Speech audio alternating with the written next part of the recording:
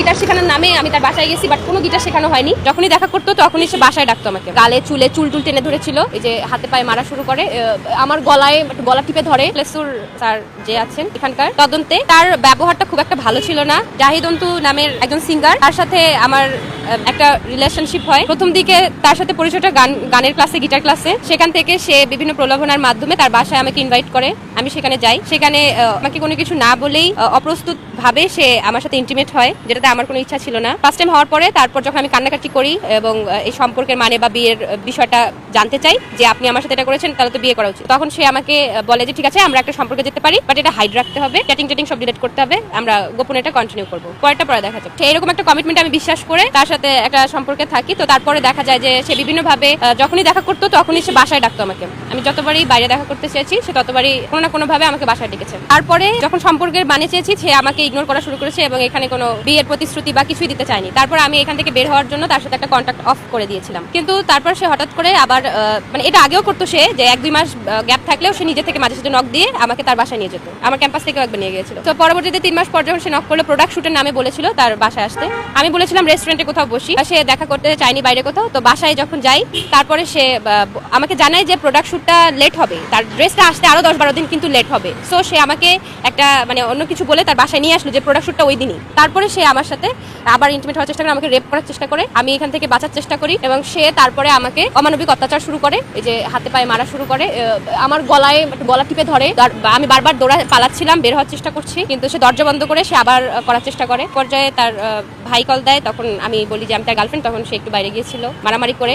তারপরে যখন এটা সে আবার ব্যাক করে জানতে পারে, তখন সে আবার এটার জন্য আমাকে আবার মারধর করে। তো তখন গালে চুলে চুল টেনে ধরেছিল। তো এইভাবে আমি পালিয়ে আসি। তারপর আমি গুলশান থানার আশ্রয় নেই এবং তার নামে একটা মামলা করি।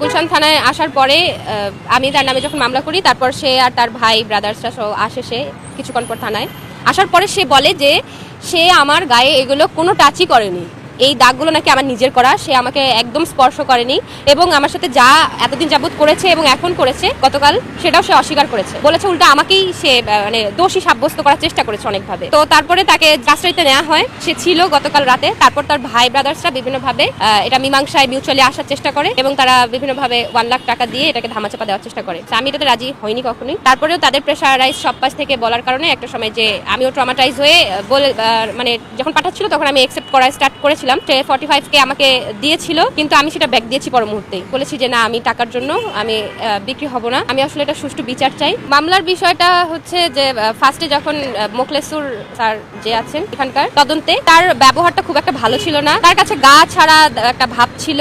আমি যখন বলছিলাম যে একটা মেয়ে হয়ে আমার এরকম সাহায্য দরকার, সেটা আমি তার আচরণটা এরকম ছিল যে আমি আসামি, সে ও জাহিদ অন্তুই হচ্ছে বাদী। কিন্তু বিষয়টা কিন্তু এমন না। আজকে হচ্ছে আমাদের দেশে নারীদের অধিকার বা নারীর যে নির্যাতন, এটার বিষয়ে কিন্তু সবাই আমরা সচেতন। তারপরে দেখেন আমাদের যারা আজকে প্রশাসনে আছে তাদের মধ্যে কিন্তু এই জিনিসটা নেই, যেটা আসলে অনেক দুঃখজনক। কিন্তু আমাদের যে মানে গুলশান থানার যে নতুন ওসি এসেছে, ওসি স্যার দাউদ স্যার খুবই ভালো ছিলেন। সে খুব মনোযোগ দিয়ে আমার কথাগুলো শুনেছেন। বারবার তাদের যতই আমার নামে বলছিল তারপর থামিয়ে দিয়ে সে দুজনকে সমানভাবে প্রায়োরিটি দিয়ে দুজনের কথাই শুনেছেন, কাউকে কম বেশি প্রায়োরিটি দেননি এখানে। সেটা তাদের ব্যক্তিগত ব্যাপার, আমি জানি না। হতে পারে সে তাদের লোকও হতে পারে, বা তাদের টাকা পয়সা লেনদেনের ব্যাপারও হতে পারে, বা তার পার্সোনাল হতে পারে। তার দেখা গেছে অনার্স ফার্স্ট ইয়ারে যখন 25 সালে আমি ইডেনে ভর্তি হলাম, তখন থেকেই তার সাথে যোগাযোগ, তখন থেকেই সম্পর্কটা তো বললামই আমি একটু আগে, যে গিটার ক্লাস করতাম এখান থেকে আর কি। সে আমাকে তার বাসায় ইনভাইট করে, দেন রেপ করে আমাকে। অবশ্যই সে রেপ করে, কারণ প্রথম দিন সে কখনোই আমাকে এটা কিছুই বলেনি যে আমি আপনার সাথে ইন্টিমেট হবো বা আপনার সাথে এরকম কোনো সম্পর্কে যাবো। জাস্ট নর্মালি গিটার শেখানোর নামে আমি তার বাসায় গেছি, বাট কোনো গিটার শেখানো হয়নি, জাস্ট আমার সাথে এটা করেছে। এবং তার যখনই নিড মনে হতো সে বিভিন্নভাবে নিয়ে আমাকে নিয়ে আসতো তার বাসায়। এবং আমি পরবর্তীতে জানতে পেরেছি শুধু আমি এটা না, একাই না, আমাদের ঢাকা শহরের বা আশেপাশেও হতে পারে, আমি জানি না, অনেক মেয়ে এটা শিকার। জাহিদ অন্তুর কাছে এরকম প্রেমের প্রলোভনার মাধ্যমে তারা অনেকেই হয়তো বা সেক্সুয়াল হ্যারাসমেন্টের শিকার হয়েছে। পরবর্তীতে তারাও হয়তো সম্পর্কেও যখন চেয়েছে তখন সে বিভিন্নভাবে ধামাচাপা দেওয়ার চেষ্টা করেছে। তার পাওয়ার আছে, কারণ সে এখন সিঙ্গিং করছে, তার একটা নেম ফেম আছে, তার বিজনেস আছে, তার ভাই ব্রাদার্সরা আছে। জাহিদ অন্তু আমাকে এটা অফার করেছিল যে প্রোডাক্ট শুটের নামে, যে আপনি চাইলে আপনি 20-25 হাজার টাকার জন্য মান্থলি তার সাথে একটা সম্পর্কে যেতে পারেন। হ্যাঁ, অথচ আমি এটাতে কখনো রাজি হইনি, কারণ আমি বলেছি আমি তো কোনো প্রস্টিটিউট না, আমি কেন তার সাথে এরকম সম্পর্কে যাবো।